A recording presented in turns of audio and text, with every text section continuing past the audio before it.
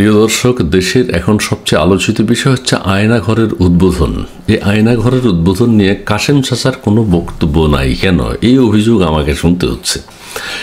কাশেম চাচা কেন কোনো বক্তব্য দেয়নি সেটা কাশেম চাচার মুখেই শুনি। কাশেম চাচার আমি বারবার ফোন করছি, চাচারে কইলাম তোমারে এতবার ফোন করলাম, তুমি ফোনটা ধরলা না, কি কামে তুমি ব্যস্ত আছিলাম?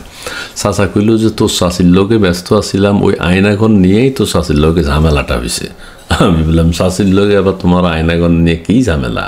চাচা তখন কইল যে ভাতিজা, তোর চাচির আমি গত 6 মাস যাবৎ কইছি আয়নাঘর মানে ঘুটঘুটে অন্ধকার, আয়নাঘর মানে মাটির নিচে, আয়নাঘর মানে 14 তলার নিচে, আয়নাঘর মানে ওখানে বাথরুম নাই, টাওয়াল নাই, গামছা নাই, ওখানে কোনো আলো বাতাস নাই, ওখানে মানুষের মাথার খুলি, কঙ্কাল, অনেক কিছু পাওয়া যাবে দেখবা।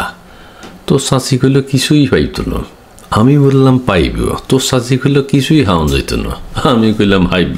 তোর চাচি কইল হাইত না। শেষে 10,000 টাকার চ্যালেঞ্জ করলাম যে তুমি যদি জিতো তাহলে তুমি 10,000 টাকা পাইবে, আর আমি যদি জিতি তুমি আমার 10,000 টাকা দিবে। তোর চাচি কইল আচ্ছা ঠিক আছে।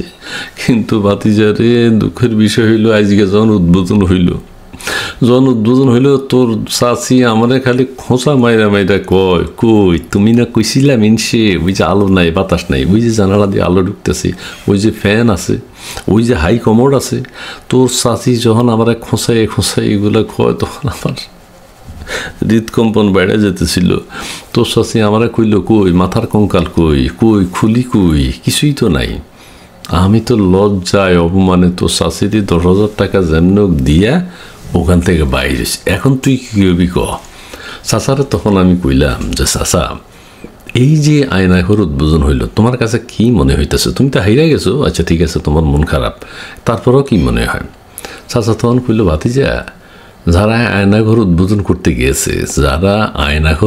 করতে গিয়েছে আমাদের প্রধান উপদেষ্টা আরও 5-6 জন গেছে, এরা কিন্তু নিজেদের মতো করে আয়নাঘর বানাইছে।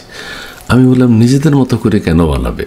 চাচা তখন কইল কোয়া তো যায় না, আল্লাহ না করুক ওনারা ভবিষ্যতে যদি কখনো আবার আয়নাঘরে ঢুকতে হয় যাতে কোনো অসুবিধা না হয়, এই জন্য ওনারা ফ্যানের ব্যবস্থা রাখছে, হাই কমোডের ব্যবস্থা রাখছে, টাওয়াল রাখছে, গামছা রাখছে, জানালা রাখছে, আলো বাতাস যাতে আসা যাওয়া করতে পারে।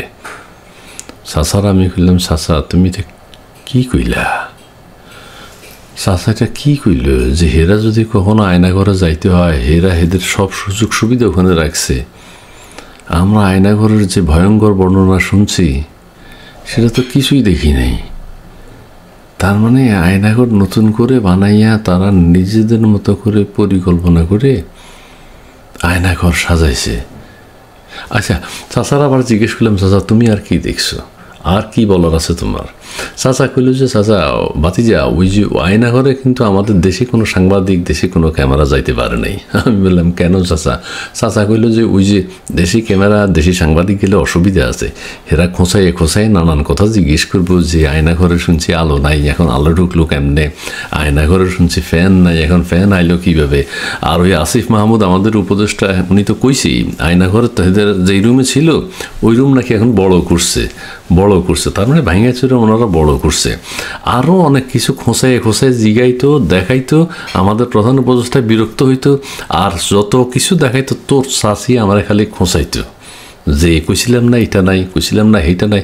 তোর চাষের খোঁচাখুচি থেকে বাইচে গেছি। যাক, দেশের কোনো সাংবাদিক যায় নাই।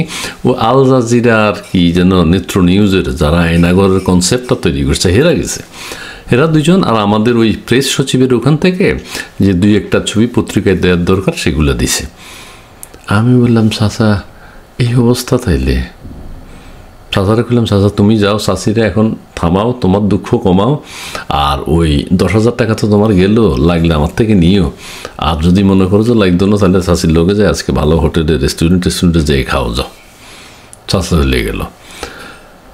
আমি তখন চিন্তা করলাম আসলে দেশে কোনো সাংবাদিকই আলোচিত ঘটনা যাইতে পারে নাই।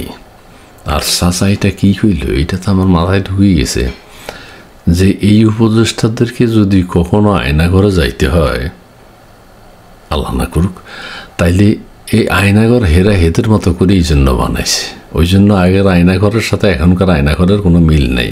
এখনকার আয়নাঘরটা আয়নার মতো পরিষ্কার, 5 স্টার হোটেলের মতো। যাক, আমাদের এগুলো চিন্তা করে দরকার নাই বাবারে। আমরা আওয়ামী লীগ, বিএনপি, জামাত বুঝি না। দেশের সাধারণ মানুষ শান্তিতে থাকুক, এটাই চাই।